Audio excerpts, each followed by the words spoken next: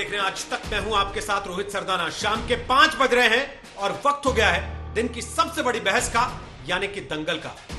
बेंगलुरु में 3 दिन हो गए हिंसा को हुए, लेकिन अभी तक राज्य सरकार इस कश्मकश में है कि हिंसा के लिए जिम्मेदार संगठनों पर बैन लगाया जाए या नहीं। इस मामले में अब तक 200 से ज्यादा लोगों की गिरफ्तारी हो चुकी है। कल में 60 से ज्यादा लोग पुलिस ने और पकड़े हैं और पुलिस की एफआईआर में कई संगीन आरोप सामने निकल कर आए हैं। यह इशारा मिलता है कि बेंगलुरु में जो कुछ हुआ वो अचानक नहीं हुआ, उसके पीछे बाकायदे एक सोची समझी साजिश थी। और साजिश करने वाले कौन थे, इसको लेकर भी पुलिस अपनी जांच में कई सारी चीजें सामने रख चुकी है। एसडीपीआई और पीएफआई 2 संगठनों के नाम जांच में बार बार सामने आ रहे हैं, लेकिन सवाल यह है कि इन संगठनों पर प्रतिबंध लगाने से सरकार हिचक क्यों रही है। हालांकि बीजेपी के नेता इस मामले में एसडीपीआई और कांग्रेस की सांठगांठ का भी आरोप लगा रहे हैं।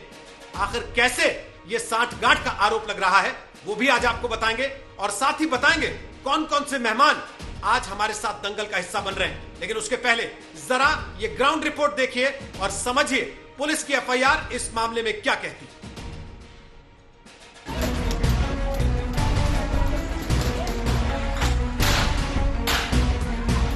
एक भड़काऊ सोशल मीडिया पोस्ट के नाम पर बेंगलुरु के एक हिस्से को जलाने की इस वारदात में 60 और लोगों को गिरफ्तार किया गया। बेंगलुरु के डीजे हल्ली और केजी हल्ली पुलिस थानों की पुलिस ने एक कांग्रेस पार्षद इरशाद बेगम के शौहर कलीम पाशा को पकड़ा।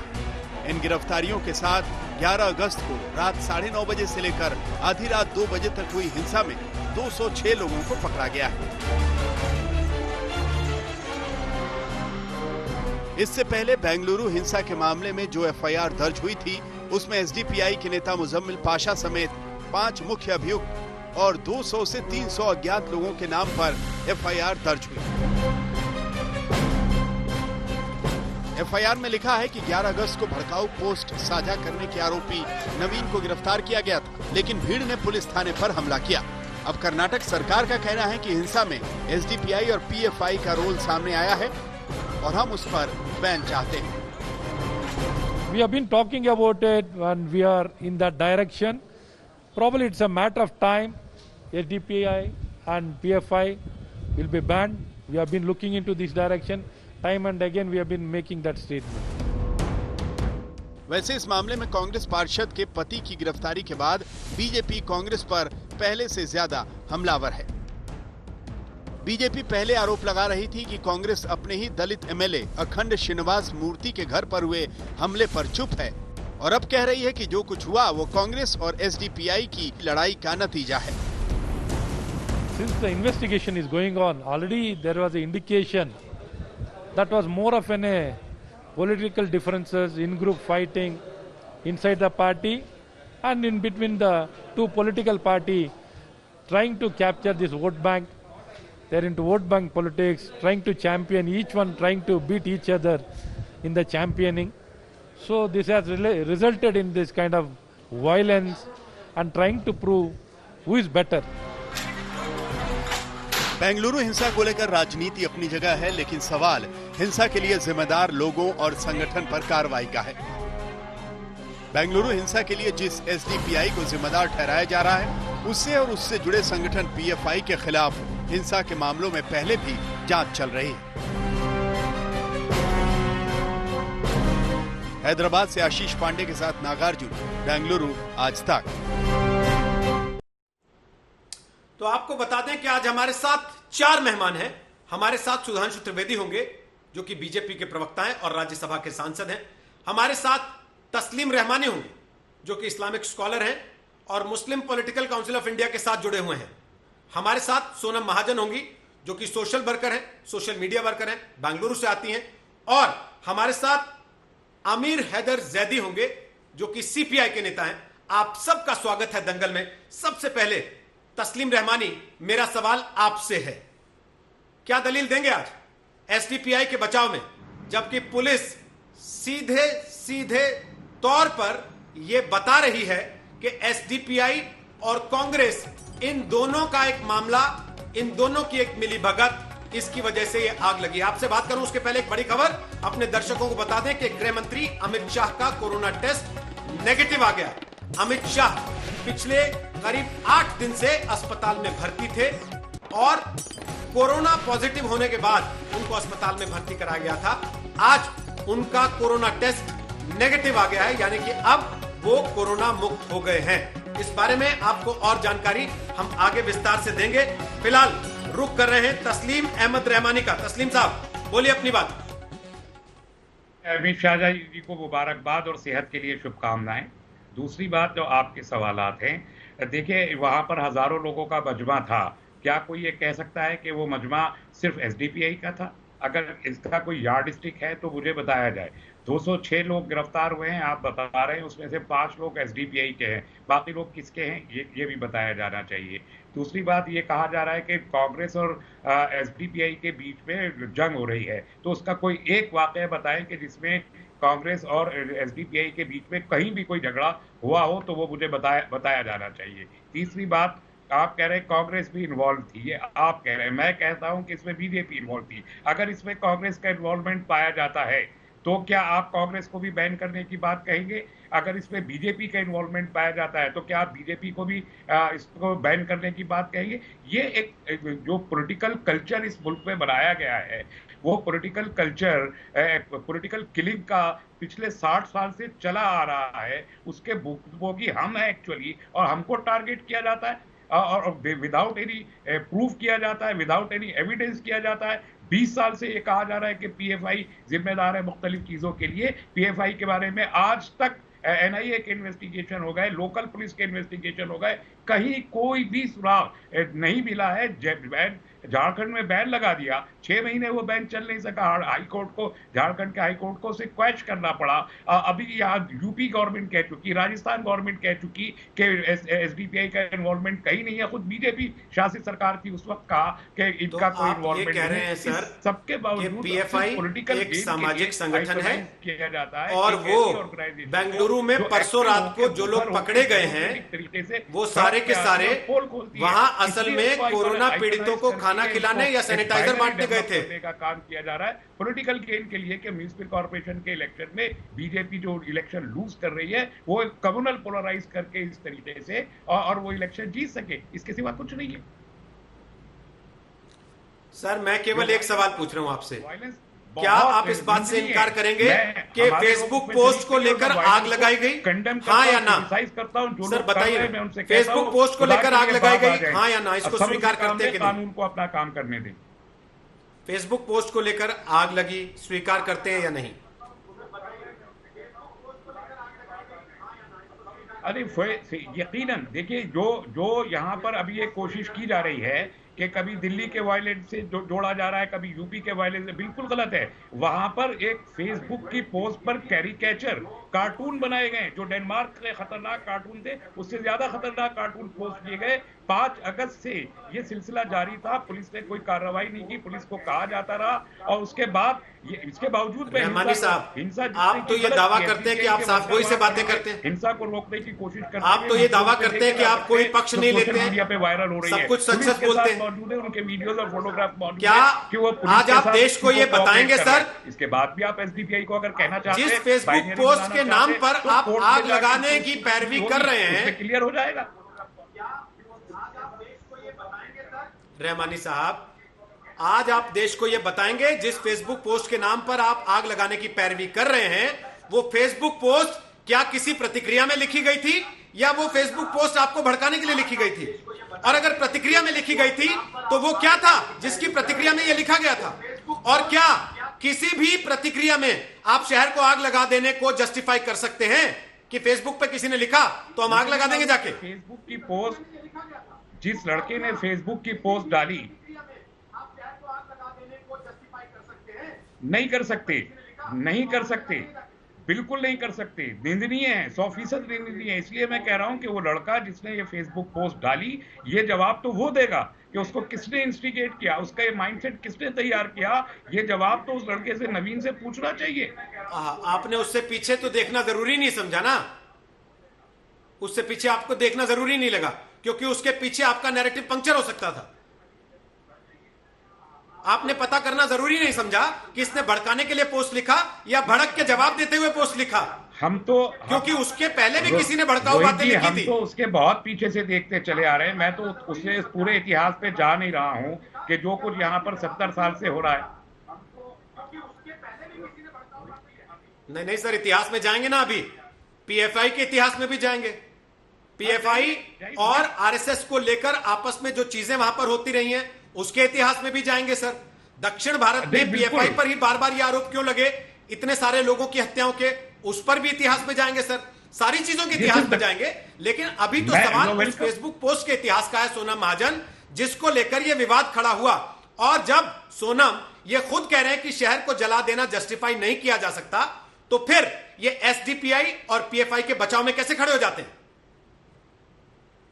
रोहित जी, यही तो दुविधा है। एक बार भी मैंने किसी वोक लिबरल को देखा नहीं, क्या सोशल मीडिया, टेलीविजन पे कड़े शब्दों में किसी ने भी उस कम्युनिटी की निंदा नहीं की है जिसने ये सारा ये जो राइटिंग की। अब अगर हम बैकग्राउंड में जाएं तो हम देख सकते हैं कि नवीन ने किसी को रिस्पॉन्ड किया था, उसने ये डायरेक्टली ये पोस्ट नहीं डाला था। कोई भी उस पोस्ट की बात नहीं कर रहा, मैं करती हूँ। उसमें हिंदू देवी देवताओं के ऊपर बहुत ही गंदी एक टिप्पणी की गई थी, एक पिक्चर जिसको मॉर्फ किया गया था, उसके जवाब में नवीन ने ये पोस्ट की। हम किसी को भी जस्टिफाई नहीं करते, पर मुझे प्रॉब्लम इन लोगों से है जो उस बारे में बात ही नहीं करना चाहते। जो लार्जर डिबेट है उसमें तो कोई जाना ही नहीं चाहता। इतने सालों से हिंदू देवी देवताओं का मजाक उड़ाया जाता है, अगर कोई उसके ऊपर रिएक्ट करता है तो उसको आप दंगाई कह देते हैं, उसको आप बीजेपी का एजेंट कह देते हैं, उसको आप कह देते हैं कि ये आरएसएस से मिला हुआ है। एमएलए आपके हैं जिनका वो नेफ्यू बताया जा रहा है, भतीजा बताया जा रहा है, पर आपने उसको बीजेवाईएम का हिस्सा बता दिया। अगर ऐसा भी है तो कॉन्टेक्स्ट में नहीं जाएंगे। किसी भी प्रकार की हिंसा को आप कहीं भी जस्टिफाई नहीं कर सकते। अगर किसी ने एक फेसबुक पे पोस्ट किया है तो आप उसको फेसबुक पे ही जवाब देंगे ना, कि आप पूरे शहर में जाके पुलिस के ऊपर अटैक कर देंगे। This is like an act of terror against the state. अगर ये बैंगलोर जैसी सिटी जो हमारी आईटी कैपिटल है वहां ऐसा हो सकता है, तो आई शडर टू थिंक कि कश्मीर जैसी जगह में क्या होता होगा। वहां पर हमारी सिक्योरिटी फोर्सेस, जो हमारा पुलिस प्रशासन है, वो किस तरह की बदतमीजी, किस तरह की राइटिंग झेलता होगा हर आए दिन। अगर ये बैंगलोर जैसी आईटी सिटी, जिसको इंडिया की आईटी कैपिटल कहा जाता है, वहां पे किया जा सकता है। पुलिस हेडक्वार्टर्स वहां से थोड़ी सी ही दूरी पे थे, और हम देख सकते हैं कि डंडे, पेट्रोल बॉम्ब, ये आयरन रॉड्स लेके पूरे दंगाई वहां पहुंच गए हैं। 3-4 हजार लोग वहां पहुंच गए हैं। नवीन के घर पे जाके पूरा घर उसका जला दिया, जो वहां की चोरी कर ली, जितने उनके वैल्यूएबल्स थे वो चोरी कर ली। ये किस प्रकार का आप लोग डिसएग्रीमेंट आप अपना रजिस्टर कर रहे हैं? अगर किसी ने आपकी धार्मिक भावनाएं आहत की है तो क्या आप उसके घर में जाके चोरी कर देंगे, उसके घर की औरतों के ऊपर हमला कर देंगे? ठीक ठीक ठीक सोनम, जो सवाल आप उठा रही हैं उनको लेके अभी तस्लीम साहब के पास जाऊं, उसके पहले सुधांशु त्रिवेदी को चर्चा में ला रहा हूं। सुधांशु त्रिवेदी, आपकी सरकार, वहां पर 206 लोग पकड़े गए, पुलिस ने जो एफआईआर की उसमें कई तरह की बातें सारी लिखी गई, कांग्रेस का भी जिक्र उसके अंदर आ गया, एसडीपीआई का भी जिक्र आ गया। लेकिन एसडीपीआई, पीएफआई जो हमेशा से आपके राजनीतिक निशाने पर रहे हैं, अगर वो इस तरीके की आतंकी गतिविधियों वाले संगठन हैं तो उन पर बैन लगाने के लिए सरकार को इतना सोचना क्यों पड़ता है? अब तो 6 साल से देश में आपकी सरकार है, क्यों नहीं आपने बैन किया पीएफआई को आज तक? रोहित जी, आपने काफी अच्छा सवाल किया है कि जब ये स्थितियां हैं तो 6 साल तक क्यों समस्या है। इसका मैं बाकायदा टेक्निकल आंसर देता हूं, फिर मैं लार्जर पिक्चर की भी बात करूंगा जो सोनम जी ने कही। नंबर 1, जो पिछले साल यूएपीए एक्ट अमेंड हुआ है, जब तक ये अमेंडमेंट नहीं था तो जितने पीएफआई वाले थे उसमें से बहुत सारे लोग एसडीपीआई में चले आए। अब चूंकि संगठन बदल गया, उस समय नियम यह था कि आप संगठन पर ही बैन लगा सकते हैं, व्यक्ति को आतंकवादी घोषित नहीं कर सकते। बहुत आसान था। जब लगने लगे कि अब इस पे बैन लगने वाला है, दूसरा संगठन बना लो, अब उसके खिलाफ नए सिरे से सबूत इकट्ठे किए जाए, क्योंकि वो संगठन का तो ऐसा रिकॉर्ड नहीं होगा। अब रूल ऐसा बन गया कि जो चेहरा बदल के आते हैं अब इनके लिए मुश्किल हो गया। तो अभी तक चूंकि 5 साल पहले तक यह प्रावधान नहीं था, इसलिए मुश्किल नंबर 1 ये थी। नंबर 2, आपको पता है कि इससे पहले जब सिद्धरामैया की सरकार थी तो उसने तकरीबन 1600-1700 केसेस विड्रॉ किए हैं इन लोगों के ऊपर से, जिन पे लोग शक के घेरे में थे। अब आप सोचिए यदि पिछली सरकारें केसेस विड्रॉ कर ले जाएं तो उस कारण से केस कानूनी दृष्टि से कमजोर हो जाता है और कानूनी दृष्टि से मजबूत किए हुए बगैर यदि आप जाएं तो आपको पता होना चाहिए कि 90 दिन में ट्रिब्यूनल में जाके प्रूव करना पड़ता है। झारखंड सरकार ने लगाया बैन एसडीपीआई पे और वो कोर्ट में प्रूव करने में असफल रहे। तो हमारी कर्नाटक की सरकार पूरी तरीके से पुख्ता होने के बाद भले ही जो इन्होंने पुराने केसेस सिद्धरामैया की सरकार ने विड्रॉ कर दिए थे उनके भी बेसिस लेने के बाद फिर इस नए नियम के तहत कार्य करेगी। रोहित जी, इस देश में तो यह भी हुआ, याद करिए उत्तर प्रदेश में अखिलेश यादव की सरकार ने अदालतों में बम धमाकों के आरोपों को विड्रॉ करने के बाद इनके संगठनों का काम करते रहना, इस तरीके की हरकतों को अंजाम देते रहना आपको भी सूट करता है, क्योंकि अगर ये नहीं होंगे तो ध्रुवीकरण नहीं होगा और ध्रुवीकरण नहीं होगा तो आप कमजोर पड़ेंगे। अब आपने जो ध्रुवीकरण, इसलिए इनको जिंदा रखना आपकी मजबूरी है। जो आपने कहा कि ध्रुवीकरण की बात और जिंदा रखना मजबूरी की बात, अब मैं इस प्रश्न के दूसरे हिस्से पे आ जाता हूं जो सोनम जी कह रही थी, लार्जर पिक्चर। अरे ये बताइए, हिंदू देवताओं की नग्न तस्वीर तो एमएफ हुसैन 1995 में बनाए थे, 25 साल पहले। हमारी नहीं थी सरकार केंद्र में उस समय, बोला था कोई सेक्युलरिज्म का सूरमा, बल्कि छाती पीट पीट के कह रहे थे अभिव्यक्ति की स्वतंत्रता है, अभिव्यक्ति की स्वतंत्रता है। और आज वही लोग आकर दूसरे मामले पे ये बोलने लगते हैं। और याद करिए डेनिश कार्टूनिस्ट के ऊपर 10 करोड़ दिया जाएगा जो सर काट के लाएगा। किसने बोला था? उत्तर प्रदेश में मंत्री था हाजी याकूब कुरैशी और उसके बाद जलवाए जलाल के साथ मंत्री रहा। कोई बोला अभिव्यक्ति स्वतंत्रता वाला, कोई बोला सेक्युलरिज्म का सूरमा वाला, कोई बोला संविधान की दुहाई करने वाला। बैठे पूछ लीजिए तस्लीम जी से, आमिर जैदी साहब से। इसलिए मैं कह रहा हूं वो लार्जर पिक्चर भी है। तो दोनों पक्ष है, तकनीकी का मैंने जवाब दिया और सैद्धांतिक का जवाब दिया। दोनों प्रश्नों का उत्तर दे रहे हैं हमारे विरोधी। मैं उत्तर दूं? अमीर हैदर जैदी, आप तो अभिव्यक्ति की आजादी के पक्षधर हैं। एक बार जैदी साहब से कमेंट ले लें, रहमानी साहब, फिर आपके पास आ जाता हूं। अमीर हैदर जैदी, आप तो अभिव्यक्ति की आजादी के पक्षधर हैं और आप इस्लाम के भी उस रूप के खिलाफ हैं जो बेंगलुरु की सड़कों पर दिखाई दिया। तो क्या कहिएगा उन लोगों के बारे में?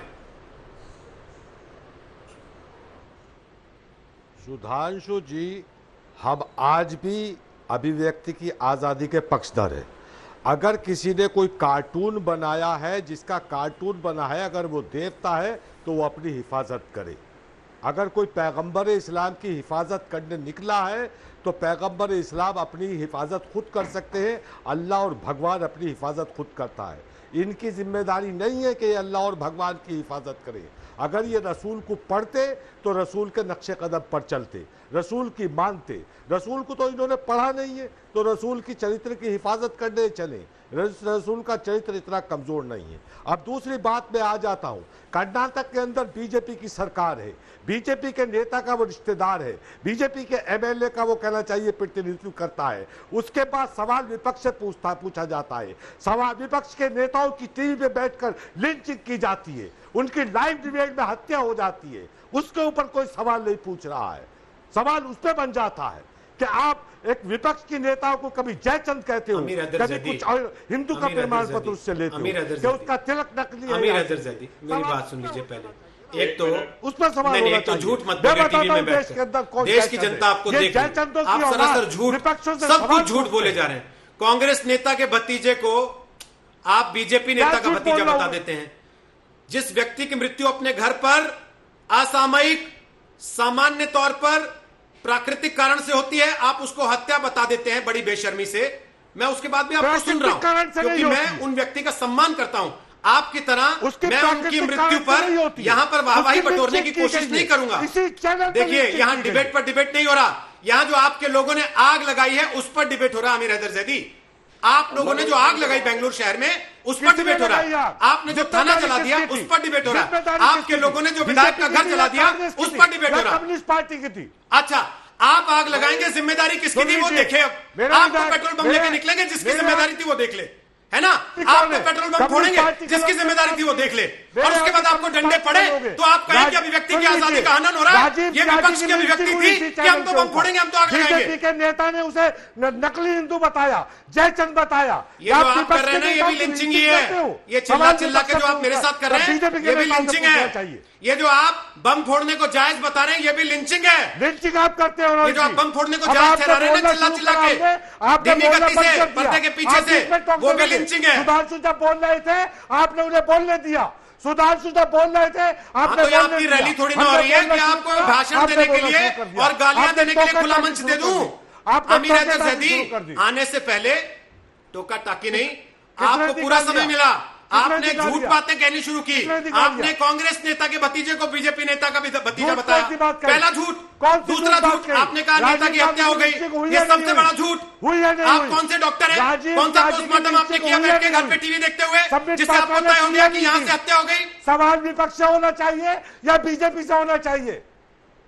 सवाल विपक्ष से होना चाहिए, बीजेपी से होना चाहिए। अगर आप में बूता है, जाइए थाने में कंप्लेंट कीजिए, जाइए कोर्ट में केस कीजिए, आप में बूता है। लेकिन बेंगलुरु के दहशतगर्दों को बचाने के लिए राजीव त्यागी का कफन लेके मत लहराइए यहाँ पर। शर्म आनी चाहिए आपको। किसी की मौत पे दो आंसू बहाने आप नहीं जा सके वहां, लेकिन यहाँ टीवी पर बैठकर उससे नंबर बटोरना चाहते हैं आप टीवी पर बैठकर उससे नंबर बटोरना चाहते हैं। शर्म आनी चाहिए आपको। आप उनके घर नहीं जा सके, आप अफसोस नहीं करने गए, लेकिन यहाँ बैठकर आप उनका नाम ले लेकर, जबकि आप उन लोगों में से हैं जो इसी चैनल पर बैठकर उन्हीं राजीव त्यागी को गालियां देते थे बैठकर यहाँ। और आज आप कह रहे हैं कि राजीव त्यागी की लिंचिंग हो गई और आपको सहानुभूति है। शर्म आनी चाहिए आपको। देखा है लोगों ने टीवी पर, यही लड़ते हुए उनसे, यही उनकी लिंचिंग करते हो। अगर ये लिंचिंग होती है तो हम वतन थे, मेरे गांव के थे, मेरे छोटे भाई थे, जिनकी आपने लिंचिंग की है, जिनकी आपने लिंचिंग की है, आपके चैनल पे सबमिट पात्र ने की है। सुनिए आमिर हैदर ज़ैदी, आप विपक्ष से सवाल पूछोगे कर्नाटक में सरकार किसकी है? आप मुझे जवाब दोगे? बीजेपी की सरकार है। 6 साल आपने निकाल दिए, आपने 6 साल लिंचिंग। हाँ तो आप बम लेके जाएंगे ना? आप कह रहे हैं ना मैं तो बम लेके जाऊंगा, बीजेपी रोक ले। यही कह रहे हैं ना, मैं तो बम लेके जाऊंगा, बीजेपी रोक ले। यही कह रहे हैं ना? बोलिए मत तो क्या हम बम लेके जाएंगे? कोई फेसबुक पे लिखेगा हम आग लगाएंगे, कोई फेसबुक पे लिखेगा रोके सुधांशु त्रिवेदी। बोलिए हिम्मत है तो, आरएसएस वाले जाएंगे। बोलिए ना हिम्मत है तो, बोलिए ना हिम्मत है तो। आपके पहले बीजेपी जवाब दे रही थी ना, आपके पहले बीजेपी ही जवाब दे रही थी। आमिर हैदर ज़ैदी, तब आपके कानों में तेल डल गया था, आपको सुनाई नहीं दे रहा था। आपको सुनाई नहीं दे रहा था ना जब सुधांशु त्रिवेदी बोल रहे थे, तब आपके कानों में तेल पड़ गया था। सुधांशु जवाब दीजिए उनकी बात का। सुधांशु जवाब दीजिए उनकी बात के साथ मिलकर। अरे सर, विपक्ष का मतलब ये नहीं है कि बम फोड़ेंगे, आग लगा देंगे और फिर जब डंडे पड़ेंगे तो कहेंगे कि विपक्ष हूं, हाय मुझे छोड़ दो मैं तो विपक्ष हूं। अभिव्यक्ति की आजादी है, मैं तो विपक्ष हूं। लोकतंत्र का मतलब बम फोड़ना नहीं होता है। लोकतंत्र का मतलब शहर में आग लगा देना नहीं होता है। आमिर हैदर ज़ैदी, हिम्मत है तो सुनो, हिम्मत है तो मैं तो सुन ही रहा हूँ, आज से कई सालों से सुन रहा हूँ और इस देश की हिम्मत देख रहा हूँ कि जो आप जैसे लोगों को सुन रहा है। बीजेपी की है या कम्युनिस्ट पार्टी की है या कांग्रेस की है? सवाल दे रहे ना जवाब सुधांशु, जवाब दे रहे हैं सुधांशु त्रिवेदी। सुनिए ना, सुनिए ना जवाब सुधांशु त्रिवेदी दे रहे हैं। अरे तो सुनिए ना जवाब दे रहे हैं सुधांशु त्रिवेदी या नारे मैं आपको बस ज्यादा जवाब सुधांशु त्रिवेदी 3 वाक्य सुधांशु जवाब दीजिए। आमिर ज़ैदी साहब 3 वाक्य कहूंगा। वो कह रहे हैं सुधांशु की सरकार आपकी है, क्या बात कर रहे हो? क्यों नहीं कार्रवाई कर रहे? कम्युनिस्ट पार्टी के लोगों की, कांग्रेस की, विपक्ष की लिंचिंग कराइए। अभी बात देखिए, इनको डिबेट पे लिंचिंग नजर आती है, मगर जो भीड़ दिख रही थी, हजारों की भीड़ लूटपाट आगे नहीं करती थी, वो सेक्युलरिज्म का संवेद सुंदर संगीत होता है, वो लिंचिंग नहीं होती है। चाहे कर्नाटक हो और चाहे मस्जिद की हिफाजत करता हुआ नहीं देखा, भी जुमे की नमाज के बाद निकलती हुई भीड़ जो नारे लगाते हुए किसी इंस्पेक्टर का कत्ल कर देती है, वो सेक्युलरिज्म का सुंदर संगीत होता है, वो लिंचिंग स्थान नहीं होता। दूसरी बात, आमिर ज़ैदी साहब बात करते हैं, आप इधर उधर क्यों जा रहे हो? बात कर्नाटक पे करो ना, मैं कर्नाटक पे बात कर रहा हूँ, कर्नाटक पे बात करो। कर्नाटक के अंदर जब मंदिर की हिफाजत करते हुए नौजवान खड़े हुए थे, वो आपको दिखाई नहीं दिए? एक सेकंड रुकिए, दोनों लोग जो कर्नाटक के अंदर मंदिर की हिफाजत करते थे, नौजवान खड़े हुए थे, वो दिखाई नहीं दिए? आमिर हैदर ज़ैदी मस्जिद की हिफाजत करते हुए जो नौजवान खड़े हुए थे, मुझे बताइएगा सर बाद में जब आपके पास आऊंगा कि वो किससे मस्जिद को बचा रहे थे? पाकिस्तान की सेना आ गई थी वहां हमला करने मस्जिद पर, या फिर अफगानिस्तान से कोई जहाज आ गया था हमला करने? नहीं, वो किससे बचा रहे थे? ये बाद में आकर पूछूंगा सर, बाद में आकर पूछूंगा। मंदिर को जो बचा रहे थे वो किससे बचा रहे थे? अब थोड़ा रुक जाइए, क्योंकि आपने सुधांशु को भी सुना नहीं, आप लगातार चिल्लाते अभी एक मिनट रहे। में मैं थोड़ा रोकते हुए, एक सेकंड सर, एक एक करके बोलेंगे, एक एक करके बोलेंगे, बारी बारी चारों लोगों को अपने अपने टर्म पे बोलिए। सुधांशु जी, बारी बारी रुकिए ना, एक सेकंड रुकिए। लगातार बोल रहे हैं। आमिर हैदर जैदी, अगर आपको चिल्लाना है केवल और सुनना नहीं है तो फिर कोई बहस का फायदा नहीं है। फिर बोल दीजिए मैं चिल्लाने आया हूं, मैं चिल्ला के चला जाऊंगा, मेरा काम हो गया, क्योंकि मुझे न्यूसेंस क्रिएट करना है। अगर आप सीरियसली बात करना चाहते हैं तो फिर सीरियसली बात करते हैं, एक एक करके बोलते हैं। प्लीज जैदी साहब, अब रिक्वेस्ट कर रहा हूं, मुझे सिर्फ 2 वाक्य बोलना, अब एक एक करके बोलेंगे, अब एक एक करके बोलेंगे। सुधांशु जी, फिर तस्लीम रहमानी, फिर सोनम, और फिर आमिर हैदर जैदी, वापस आपके पास आऊंगा। आपके बाद 3 लोग बोलेंगे, आपने पर्याप्त बोला। सुधांशु जी जवाब दीजिए, फिर रहमानी साहब और सोनम बोलेंगे। सुधांशु जी बोलिए। आमिर हैदर जैदी साहब को अभी बड़ा बुरा लग गया कि असली हिंदू या नकली हिंदू किसी को कह दिया। मैं इनसे पूछना चाहता हूं, ये कम्युनिस्ट पार्टी ऑफ इंडिया के नुमाइंदे हैं ना। कम्युनिस्ट पार्टी रिलीजन में यकीन नहीं करती, वो कहती रिलीजन इज एन ओपियम। अब आप बताइए, आपने रसूल साहब की बात कही, आप रसूल के भक्त हैं या कम्युनिस्ट? आप असली मुसलमान हैं या कम्युनिस्ट? दोनों एक साथ नहीं हो सकते, क्योंकि अगर आप कम्युनिस्ट हैं तो आप मुनाफिक हैं, और अगर आप मुसलमान हैं तो आप कम्युनिस्ट नहीं हो सकते। आप बताइए आप क्या है? सुन लीजिए, कम्युनिस्ट पार्टी का मतलब ये नहीं है कि धर्मों का इंसाफ करना। कम्युनिस्ट पार्टी का मतलब है धर्मों का सम्मान करना। मैं राम का भी सम्मान करता हूँ, हजरत मोहम्मद का भी सम्मान करता हूँ, और मेरा अकीदा वो मेरा पर्सनल अकीदा है, वो मेरा पर्सनल अकीदा है, वो मेरा पर्सनल अकीदा है।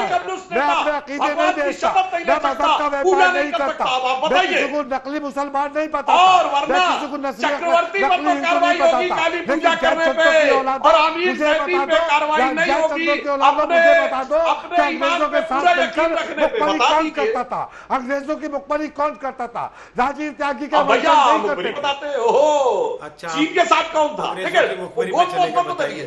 आज राजीव त्यागी से बड़ा प्यार हो गया आपको, उन्हीं राजीव त्यागी को यहाँ बैठ के आप गालियां देते थे, इसलिए आप छोड़ रहे हैं। सुधांशु जी थोड़ा डाउन करो प्लीज, आपको भी, और जैदी साहब को तो कह रहा है कोई फायदा नहीं कहने का। अरे सर प्लीज प्लीज सर, आप एक काम कर लीजिए, आप एक काम कर लीजिए, मेरे गांव के। अरे भाई एक काम कर लीजिए, एक काम कर लीजिए, अगर इतने बड़े आप भाई थे ना सर, इतने बड़े आप भाई थे, उनके घर पे मुझे दिखाई तो देते, कहीं नहीं ढूंढ देखता रहा, आपको ना तस्वीरों में दिखे ना सामने दिखे, इसलिए अब रहने दीजिए। आपके नाटक की पोल पट्टी खुल गई, अब आपकी आवाज है डाउन। अब मैं रहमानी साहब के पास जा रहा हूं और सोनम के पास जा रहा हूं, और उम्मीद करूंगा आप सुनेंगे दोनों को। सुधांशु को तो आपने सुना नहीं, लगातार चिल्लाते रहे आप। तस्लीम रहमानी, अब बोलिए अपनी बात। मसला इस बात का नहीं है ना कि ये असली मुसलमान है कि नकली मुसलमान है, सीपीआई वाले मुसलमान हो सकते हैं कि नहीं हो सकते, ये उनका पर्सनल मैटर है, ठीक है, मैं छोड़ देता हूं उस पर। लेकिन मसला बेंगलुरु का है, जो सवाल सोनम ने उठाया। अगर आपको नाराजगी है, अदालत, कानून, पुलिस, सब कुछ तो है, आप शहर को आग लगा देंगे क्या? और फिर ये लोग बैठ के जस्टिफाई भी करेंगे उसको। देखिए, सोनम जी ने जो बात कही कि ये पोस्ट जवाब में आई थी, मुझे उसका इल्म नहीं था, और अगर ये पोस्ट जवाब में ही आई थी तो जो पहली पोस्ट थी उस पर क्या कार्रवाई हुई, ये भी एक सवाल खड़ा होता है कि पुलिस ने उसको क्यों। साइबर क्राइम एक्ट मौजूद है और पुलिस के पास सारे का सारा चीजें मौजूद है, उस पर पहली पोस्ट पर जो एक्चुअल पोस्ट सोनम जी जिसे रेफर कर रही हैं उस पर कार्रवाई नहीं हुई। 5 अगस्त को इस लड़के ने कहा, उस पर कार्रवाई नहीं। इस सब के बावजूद मैं ये कहता हूं कि वो हिंसा जो हुई वो गैर इंसानी हिंसा है और उसे नहीं होना चाहिए था। किसने साजिश की कि घंटा 2 घंटे के अंदर इतना बड़ा मॉब इकट्ठा हुआ, उसकी तहकीक होनी चाहिए। और अब मजिस्ट्रियल इंक्वायरी की बात हो गई है तो वो सामने आएगा कि किसने किया। हम आज जजमेंटल नहीं हो सकते। अब ये विषय है कि जो सरकार मौजूद है वो इस किस्म के हेरस क्राइम को लेके अगर लैक्सिटी शो कर रही है तो क्या वो एंटी सोशल एलिमेंट्स को मौका नहीं दे रही कि वो शहर का अमन बर्बाद करके घरों को आग लगा दे? ये सवाल सरकार से भी किया जाना चाहिए। दूसरी बात, सुधांशु जी ने बातें की, यूएपीए को उन्होंने कहा कि पहले इंडिविजुअल्स नहीं हुआ करते थे, अब इंडिविजुअल, आप 1 साल हो गया इंडिविजुअल का वो कानून यूएपीए में अमेंड किए हुए भी। लेकिन इससे पहले मैं पूछना चाहता हूं, यूएपीए का कानून 1946 से इस मुल्क में चला आ रहा है, तब से लेके अब तक में 2-3 बार उसमें अमेंडमेंट भी हो चुके हैं। हजारों लड़कों को अरेस्ट किया इंडिविजुअली, और 10-10 साल 20-20 साल वो जेलों में रह के बाइज्जत बरी होके आ गए, और वो जुर्म जिस जुर्म की बुनियाद पे उन्हें गिरफ्तार किया था, वो जुर्म किसने अंजाम दिया आज तक उसके बारे में पता नहीं चला। तो क्या उस वक्त जो यूएपीए लगा हुआ था आज वो खत्म हो गया? क्या आज उसके तहत कार्रवाई नहीं हो रही? ये इंडिविजुअल पे तो आप पहले कार्रवाई कर रहे थे। आपने एमएफ हुसैन साहब का जिक्र किया। एमएफ हुसैन साहब एक इंडिविजुअल आर्टिस्ट थे, हमसे पूछ के या कम्युनिटी से पूछ के वो तस्वीरें नहीं बनाया करते थे, और उन पर जो जितना बड़ा रिएक्शन हुआ कि उनको मुल्क छोड़ के भागना पड़ा, उसके लिए कोई जिम्मेदार किसी को करार देंगे या नहीं देंगे? खजुराहो में जो मूर्तियां बनी हुई हैं, अजंता और एलोरा में जो मूर्तियां बनी है, वो अहमद हुसैन साहब ने बनाई थी क्या? वो अहमद हुसैन ने या मैंने किसने बनाई थी? क्या अगर आज सरकार यूएपीए या यूपी की सरकार की तरह एनएसए के तहत कार्रवाई कर देती है इन लोगों पे, तो आप शांत बैठे रहेंगे क्या? क्योंकि आप तो अभी नाराज हैं कि हमारे आदमी पकड़ लिए, हम लोगों को जिम्मेदार ठहराया जा रहा है, जबकि जानते आप भी हैं कि कौन लोग थे वहां और क्या कर रहे थे और क्यों आए थे। या तो बोलिए कि कानूनी प्रक्रिया जो होगी हम उसमें कोई दखलंदाजी नहीं करेंगे। आज कोई शाज़िब रिजवी भी आ गया, कोई जवाब दूं क्या इन्हें? मैंने ये मुतालबा किया है कि शाज़िब रिजवी जिसने आज 51 लाख रुपए का मुतालबा किया, उसको एनएसए में गिरफ्तार किया जाए, ये मैंने मुतालबा किया है। रोहित जी, क्या मैं जवाब दे सकती हूँ? इजाजत है?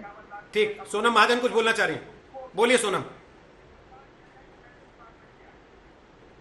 रहमानी साहब, आपने बहुत कन्वीनियंटली कह दिया कि एमएफ हुसैन तो जो उनको देश छोड़ के जाना पड़ा था। जरा सलमान रश्दी की भी बात करें, उनकी किताब द सैटानिक वर्सेस किसने बैन की थी, जरा उस पर भी बात करें। आपने बात की कि जिसने ओरिजिनल पोस्ट डाला था उस पर भी एक्शन होना चाहिए। तो मैं आपको याद दिला दूं कि कमलेश तिवारी, जिनका गला रेत के, जिनकी हत्या कर दी गई थी, दोस्ती करके उन्हीं के ऑफिस में घुस के उनको एक टेररिस्ट तरीके से उनको मार दिया गया था, तो उन्होंने भी आजम खान को जवाब ही दिया था। उन्होंने भी खुद जाके कुछ भी रसूल के बारे में नहीं बोला था। आजम खान ने एक बहुत बुरी टिप्पणी की थी राम भक्तों के ऊपर,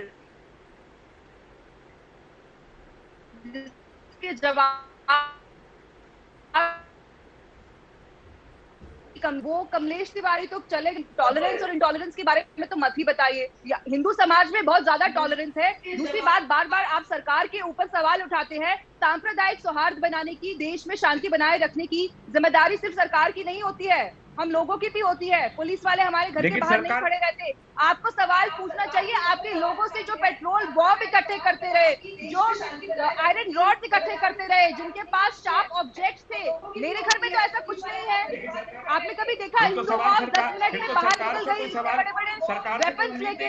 कौन इनको वेपन्स प्रोवाइड करता है? कौन इनको पेट्रोल बॉम्ब प्रोवाइड करता है? आप बड़ा जो क्वेश्चन है वो तो आप पूछ ही नहीं रहे। जितने तंत्र हैं, जितने खुफिया तंत्र हैं, पुलिस है, फौज है, उस सबसे कोई सवाल ही नहीं करना चाहिए आपके नुक्ता नजर से। सरकार किसी चीज की जिम्मेदारी नहीं है। पब्लिक ऑर्डर क्रिएट करना सरकार की जिम्मेदारी नहीं है। 51 लाख रुपए का इनाम का ऐलान करने वाला आदमी अभी तक अपने घर में बैठा है। सरकार से सवाल नहीं पूछना चाहिए? क्यों नहीं पूछना चाहिए? क्या मतलब होता है फिर सरकार का? सोनम जी देखिए, अगर आप बीजेपी को अगर आप समर्थन करती हैं, इसका ये मतलब नहीं है कि उसको बचाने के लिए तमाम जो सिस्टेमिक इन सबको आप नकार देंगे। एक सेकंड में बीच में आ रहा हूँ, एक सेकंड हमको झगड़ा नहीं करना, आप उसे नेग्लेक्ट तस्लीम साहब और सोनम, एक सेकंड ना, तस्लीम साहब और सोनम, मैं एक चीज कह रहा हूँ। देखिए, वो चिल्लाने के लिए तो है ना जैदी साहब, आप लोग क्यों चिल्ला के तापमान बढ़ा रहे हैं? आराम से अपनी बात कहिए। लेकिन तस्लीम साहब, पुलिस ढूंढने गई शहजाद, पुलिस ढूंढने गई जिसने 51 लाख का इनाम रखा। वो जनाब अभी फरार है, उनकी तलाश भी चल रही है। और यकीन मानिए, जिस दिन उनकी गिरफ्तारी होगी, जिस दिन उनकी तस्वीरें चलेंगी, उस दिन उनकी पैरवी करने वाले भी कई सारे लोग टीवी पर आकर बैठ जाएंगे, जो कहेंगे कि देखो, एक बेचारे को परेशान किया जा रहा है, इसके खाते में चेक कर लो, इसके पास तो 51 लाख रुपए है ही नहीं, इसने तो यूं ही कह दिया था। अब ऐसी परिस्थिति में तस्लीम साहब, हो सकता है, आपकी बात से मैं 100% सहमत हूं। लॉ एनफोर्समेंट एजेंसीज है, सरकार है, व्यवस्था है, कानून है, जिसका काम है दंगा रोकना। लेकिन क्या सर, दंगा करने वालों को यह कहकर छूट दी जा सकती है कि साहब पुलिस रोक नहीं पाई, पुलिस का फेलियर है? दंगा करने वाले को तो करेंगे ही, उनको तो अधिकार मिल गया।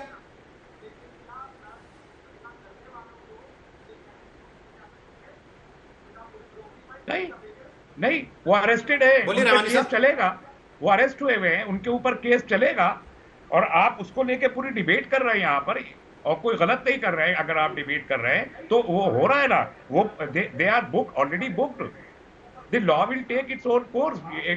एक मैजिस्ट्रियल इंक्वायरी वहां पर सेटअप की गई है, उसकी फाइंडिंग्स आएगी, उसकी बुनियाद में कोर्ट जाएंगे, पूरा प्रोसीजर है, वो फॉलो होगा, होना चाहिए, सजा मिलनी चाहिए। ठीक रोहित जी, ठीक, चलिए आप कम से कम ये कह रहे हैं कि उनको डिफेंड करने आप नहीं बैठेंगे।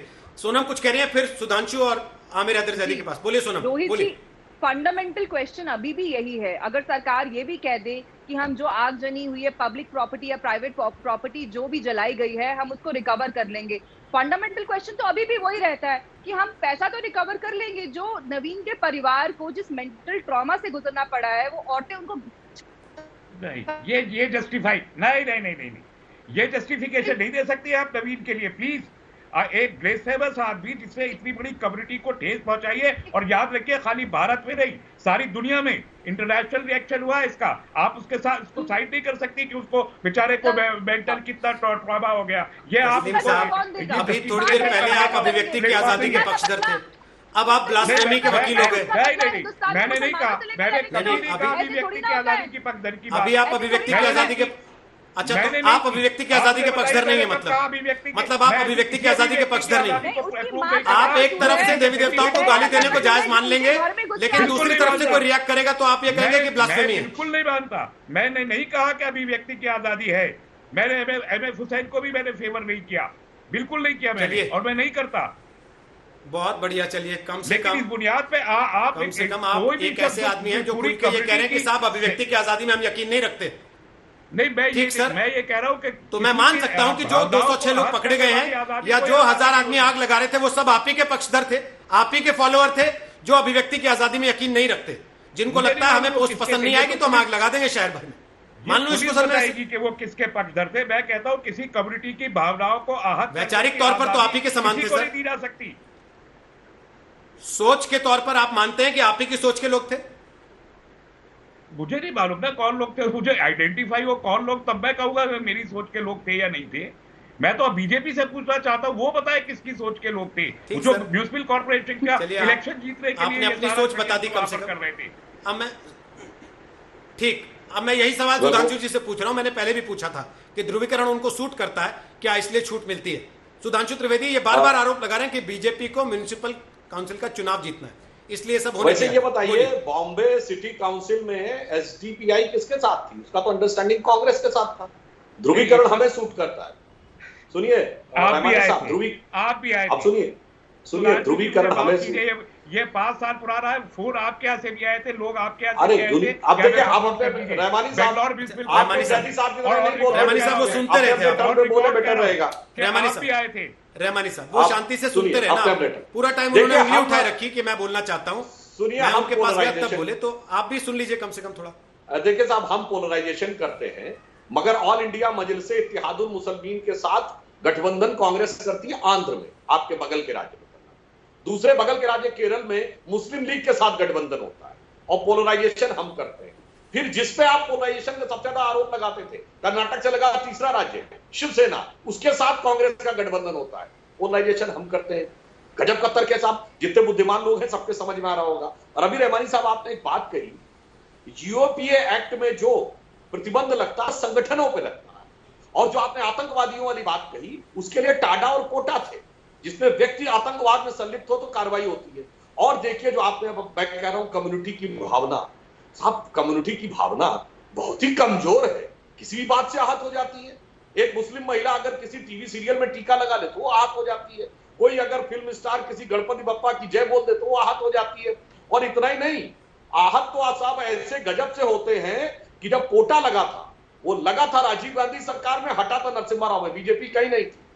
कोटा में खालिस्तानी भी पकड़े गए थे, एलटीटी भी पकड़े गए थे, बोडो भी पकड़े गए थे, नागा वाले भी पकड़े गए थे, मगर हाय तौबा सिर्फ ये हुआ था कि मुसलमानों के साथ बड़ा अत्याचार हो रहा है।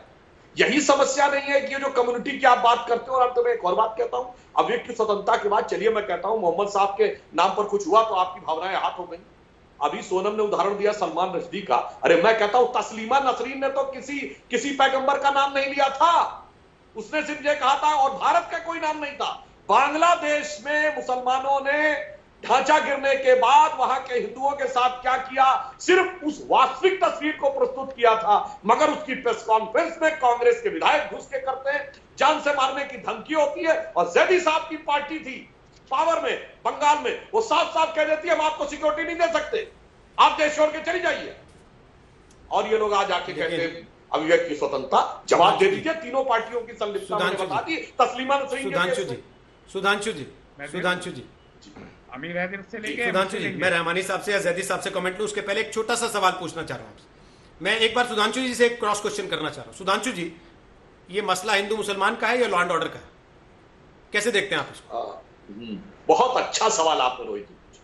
समस्या इस देश में यही हो गई है कि लॉ एंड ऑर्डर का हर सवाल जैसे ही उसमें कोई मुस्लिम इन्वॉल्व हो, वो हिंदू मुसलमान का हो जाता है। एक खूंखार माफिया दाऊद भाई हो जाता है, आतंकवादी इशरत बेटी हो जाती है, आतंक फैलाने वाला जाकिर मसीहा हो जाता है, अफजल हालात का मरा हो जाता है, याकूब मेनन की जुडिशियल किलिंग हो जाती है। यही समस्या है। अपराधियों आतंकवादियों से अपने को क्यों जोड़ते हैं भाई? अपराध का मामला, लॉ एंड ऑर्डर का मामला सीधे कम्युनल बना देते हैं। और इसीलिए मैंने कहा आतंकवादियों के जो जेल में होते कहते साहब मुसलमानों को अंदर किया जा रहा है, और सारे खालिस्तानी, तमिल, बोडो, नागा वो सब भूल जाते हैं। ठीक, बस सीधी बात है। हर लॉ एंड ऑर्डर के मामले को वोट बैंक की राजनीति में कम्युनल किया जाता है।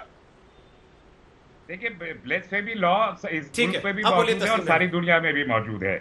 अब मुझे बताइए, ब्लेसफेमी का लॉ क्यों होता है, किस पर्पज से, किन लोगों के लिए होता है? ये एक बात बता दीजिए। सर, वो एक तरफा क्यों होता है ये बता दीजिए। और सलमान एक तरफा नहीं होता, एक तरफा नहीं होता, सारी दुनिया में मौजूद है। हर देश में ब्लेसफेमी लॉ मौजूद है और कहीं भी एक तरफा नहीं है, हमारे यहाँ भी नहीं है। दूसरी बात, जो आपने जो कोट किया कि मुसलमान का जब इशू आता है, तब मैं आपसे पूछता हूं कि साध्वी प्रज्ञा, अगर पार्लियामेंट में आपकी मेंबर पार्लियामेंट है, आपकी मेंबर पार्लियामेंट है, प्रूविड है यूएपीए के तहत उनको ट्राई किया गया और उन पे कसूर साबित हुए। अभिनव भारत के कर्नल पुरोहित पे कसूर साबित होता रहा और इसके बावजूद वो रीइंस्टेट हो गए। उन्होंने कहा कि सर्विंग कमांडर होते हुए भी मैं अभिनव भारत का जो हूं वो प्रेसिडेंट हूं। तो ये सारे के सारे ये संगठन जो ग्राम ऑगस्टिन को कत्ल करके आ रहे थे बजरंग दल के दारा सिंह, वो क्या, उनके बारे में आपकी क्या राय है? क्या वो एक क्रिश्चियन मिशनरी को कत्ल करते हैं? क्या वो ब्लेसफेमस नहीं है? क्या उनको भी आप डिसोन कर देते हैं बाद में, को आप डिसोन कर देते हैं बाद में? ये सारे के सारे लोग, मसला ये है कि आपको कम्युनल पोलराइजेशन के बगैर इख्तियार हासिल नहीं होता और इसलिए 30 साल आपने रामचंद्र जी के उनको पॉलिटिकल इरेना में लाके और हजारों लोगों को कत्ल किया आपने। 12,000 फिगर है कि कत्ल हुए 30 साल जवाब देना चाहते हैं। सुप्रीम कोर्ट ऑफ इंडिया ने उसको बाबरी मस्जिद बोला। पूरा का पूरा कम्युनल पॉलिटिक्स और ये पॉलिटिकल किलिंग का कल्चर। अब आप रहमानी साहब, अब आप मामले को कहीं का कहीं ले जा रहे हैं। आपने पहले कह दिया अभिव्यक्ति की आजादी में यकीन नहीं रखता, उससे पहले आप कहते थे हम कोर्ट और संविधान में मानने वाले लोग हैं। आज आपने ये भी बता दिया कि साहब मैं कोर्ट में भी यकीन नहीं रखता। बाबरी मस्जिद की बात करके आपने ये भी बता दिया सर कि अभिव्यक्ति की आजादी के साथ साथ आपका देश की अदालत में भी कोई यकीन नहीं है बाबरी मस्जिद का हवाला देकर। सोनम कुछ कहना चाह रही, सोनम बोलिए। रोहित जी, पहले तो रहमानी साहब की स्टेटमेंट गलत है कि हर देश में ब्लास्फेमी लॉज होते हैं। प्रोग्रेसिव नेशंस में ब्लास्फेमी लॉज नहीं होते। मैं आई एम वेरी श्योर कि इंडिया में भी जो एक major section of progressive people है वो नहीं चाहते कि ब्लास्फेमी लॉज हो। हमारे साथ ट्रेजेडी क्या है कि हिंदू लोग जो है वो टॉलरेंस दिखाते हैं, अगर थोड़ा बहुत कोई मजाक भी उड़ाता है तो लोग उसका इतना हल्ला गुल्ला नहीं करते, पर दूसरी तरफ के लोग जो आके दंगा कर देते हैं, लोगों का गला रेत देते हैं, तो फिर वो उसकी वजह से देश में बहुत पोलराइजेशन हो रही है। रहमानी साहब को थोड़ा पीछे जाके किताबें पढ़नी चाहिए, उनको पता करना चाहिए कि इंडिया में ब्लास्फेमी लॉ कब आया था। किसी ने माता सीता पे टिप्पणी की थी, उनको जवाब देने के लिए किसी ने रसूल पे टिप्पणी कर दी, उसके बाद फिर बहुत दंगा हुआ, फिर ब्लास्फेमी लॉ लाया गया, वरना इंडिया में तो ब्लास्फेमी लॉ था ही नहीं। आपने कैसे कह दिया? आप वेस्ट में जाके देखिए, जितने प्रोग्रेसिव नेशंस है, तभी तो हमें थर्ड वर्ल्ड बोला जाता है ना, क्योंकि हमारी सोच ऐसी ही है। इंटरनेट पे किसी ने किसी का मजाक उड़ा दिया तो हमारा पूरा धर्म खतरे में आ गया। आप कब इस तरह की मानसिकता से बाहर आएंगे?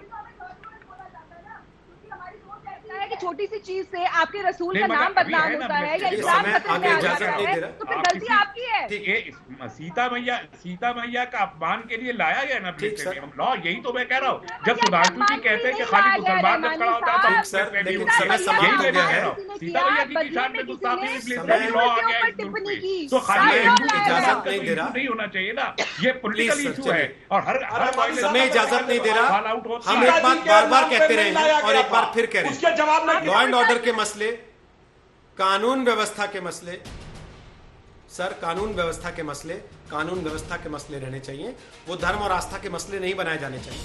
अगर कोई फेसबुक पोस्ट लिखी गई थी तो उसका निपटारा किसी की नापसंदगी का वो थाने में कचहरी में किया जा सकता था। सड़कों पर आग लगाकर शहर को झोंक कर आग में उसका निपटारा कभी भी जायज नहीं ठहराया जा सकता।